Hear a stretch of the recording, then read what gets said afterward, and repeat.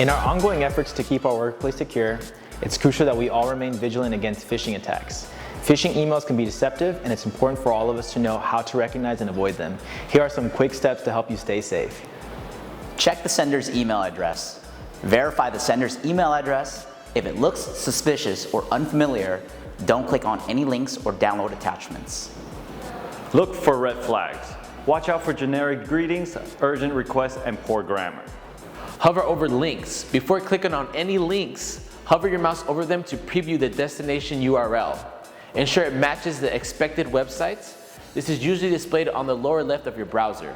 Verify unexpected attachments.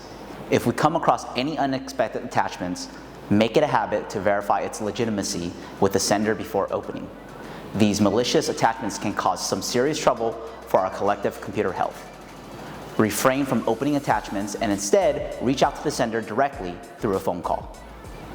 Double-check requests for personal information. Be cautious of emails requesting sensitive information such as passwords. Use two-factor authentication.